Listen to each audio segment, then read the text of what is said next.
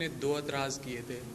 ایک یہ کہ آپ کہتے ہیں کہ ضیاء الحق اور بھٹو جو ہیں وہ ہمارے مباہلے کے نتیجے میں یا خدائی قہر کا نشان بن کر ہلاک ہوئے، لیکن ہمارے وہ اندرا گاندھی اور نہرو اور راجیو بھی تو ہلاک ہوئے ہیں.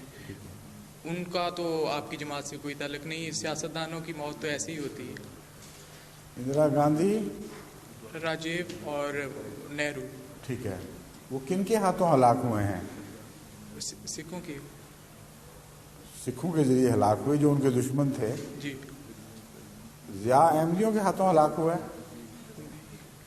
وہ سعودی عرب کے فیصل ہمارے ہاتھوں ہلاک ہوئے ہیں؟ بھٹو صاحب ہمارے ہاتھوں ہلاک ہوئے نہیں، لیکن وہ سن لیجیے نا. جی. اول یہ کہ ان کی ہلاکت جو تھی وہ غیر طبی تھی اور ہمارے ساتھ اس کا کوئی تعلق نہیں تھا. دوسرے انیکسپلیکیبل ہے وہ جو جس قسم کا پولیٹیکل مرڈر وہ ہوا ہے انڈیا میں. سعودی عرب کا ویسا نہیں ہے. It's surprising for everybody, unnatural, unexpected. King Faisal کا اپنے بھتیجے کے ہاتھوں مارا جانا کوئی ایسا فعل نہیں ہے جس کے لیے بڑی دیر سے کوئی کھچڑی پک رہی تھی اور تیاری ہو رہی تھی. دوسرے یہ کہ مرڈر تو ہر جگہ ہوتے رہتے ہیں، مگر ایک مذہبی جماعت کی مخالفت کرنے والا جو اس کو دبا رہا ہو اور یہ ادعا کرے کہ میں خدا کا پسندیدہ ہو گیا ہوں، خدا کی نظر میں مقبول ہو گیا ہوں، اس کی مثال عام سیاسی لیڈر سے نہیں ہو سکتی. اس نے تو یہ دعویٰ ہی نہیں کیا کہ میرا یہ فعل جو ہے مجھے خدا کی نظر میں پیارا بنا رہا ہے. اس لیے اس کا انجام تو عام حالات کا انجام ہے. لیکن جو یہ دعویٰ کرے کہ میرا فعل مجھے خدا کا پیارا بنا رہا ہے اور اس سے سلوک وہ ہو جو خدا کے دشمنوں کے ساتھ ہونا چاہیے، یہ نشان بنتا ہے. گاندھی نے کب دعویٰ کیا تھا یا اندرا گاندھی نے کب کیا تھا یا پنڈت نہرو نے کب کیا تھا کہ ہم خدا کے پیارے ہیں اور ہم نے جو کام کیے ہیں خدا کی خاطر کیے ہیں، اس لیے اللہ کا رحم ہم پر نازل ہوگا، ہم رہتی دنیا تک ہمیشہ زندہ رہیں گے. یہ اگر دعویٰ کیا ہو اور پھر ان سے مخالف سلوک ہو تو پھر وہ نشان بن جائے گا.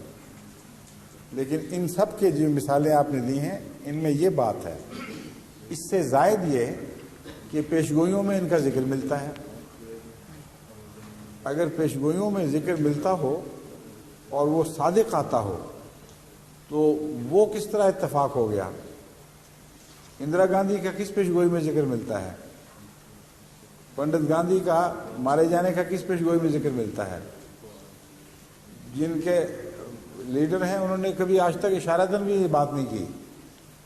اور بھٹو صاحب کے معاملے میں 52 کے عدد پر مارا گیا جو پیشگوئی تھی حضرت مسیح صلی اللہ علیہ وسلم کی، وہ شہرت پا گئی اخباروں میں اور ساری قوم نے انگلیاں اٹھائیں.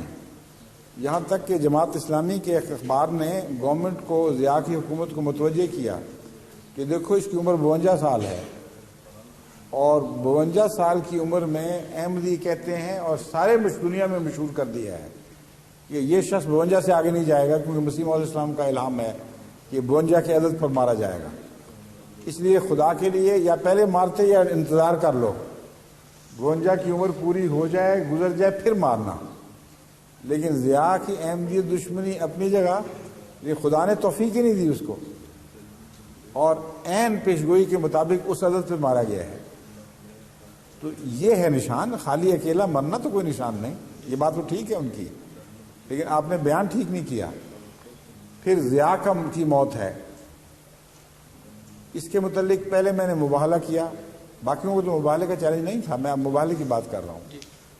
پھر بیچ میں درمیان میں خطبے میں بیان کیا کھل کر کہ ضیاء صاحب نے اس کا کوئی جواب نہیں دیا. لوگ سمجھ سکتے ہیں کہ انہوں نے مباہلہ قبول نہیں کیا، اور میں سمجھتا ہوں کہ ہو سکتا ہے یہ اپنے آپ کو اتنا بڑا سمجھتے ہوں کہ ایک میرے جیسے آدمی کو جواب دینا اپنی بےعزتی سمجھیں اور سمجھیں جماعت احمدیہ کی کیا حیثیت ہے، مجھے کوئی ضرورت نہیں ایسے لغو چیلنجز کو قبول کرنے کی یا اس کا انکار کرنے کی بھی. میں اس سے بلند ہوں. اس لیے میں ان کے سامنے ایک ایسا معاملہ رکھتا ہوں جس سے پھر وہ بچ نہیں سکیں گے ان کو لازماً فیصلہ کرنا پڑے گا اور دکھانا پڑے گا۔